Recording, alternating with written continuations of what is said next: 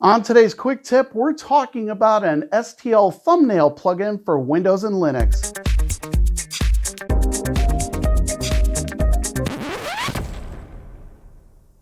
So on today's quick tip, we're going to be talking about a plugin that solves one of the frustrations that I have in navigating a lot of different directories on my PC where I've got different models stored.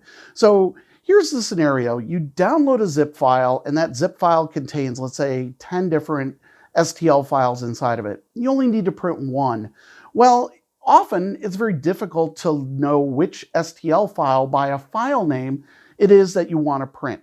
So what happens a lot of times, if you're like me, is you go ahead and you load it into the slicer. If it's not the right file, you'd pick the next one in the list, and then you just repeat that process till you find the one that you need. So in today's video, we're going to be talking about how to solve that problem with a simple Windows or Linux plugin, and that will allow you to see everything all at once. So with all that said, let's get to work. So for Windows and Linux users, there is a plugin called STL-THUMB. Now what this plugin does is once you've installed it on your PC, it will go ahead and provide previews to the STL from the Explorer window that you're looking at. So if it's Windows Explorer or another file navigation software, you can go ahead and then click on the file and it will show you the preview. Or if you want to look at it in, let's say, an icon view, you can go ahead and also just navigate and see all of the different STL files without opening them up. So installing this plugin is super simple.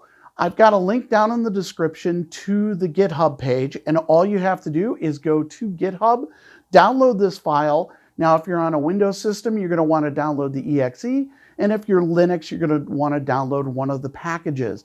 Once you've got it installed, the rest just happens automatically. When you navigate different directories, you can see here the different previews of the STL files before you even open them up. Now, because this quick tip is so short, I do also want to point out another plugin that we've run across as well. This one is for Bitbucket, and it's good if you have to navigate any repositories in Bitbucket that have STL files. There is a plugin viewer for it. And I've also included the link in the description for that as well. That works the same way. Once you've installed it, then after that, you'll be able to view STL files in Bitbucket as well. So I'm hoping that these couple of tips were super helpful for you in saving a little bit of time navigating STL files in directories or in Bitbucket.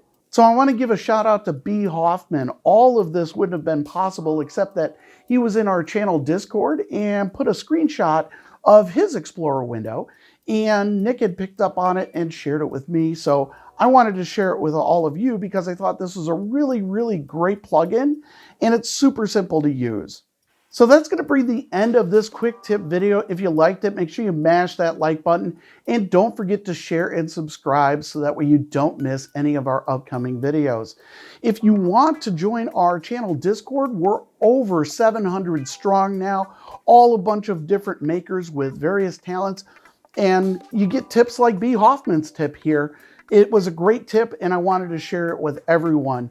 If you have a particular plugin or tip that you'd like to share and you don't want to join our Discord, feel free to put it down in the comments. I would love to hear a tip that you have that makes your 3D printing or any making at all a little bit easier. So with all that said, I want to say thanks again for watching, and we'll see you next time.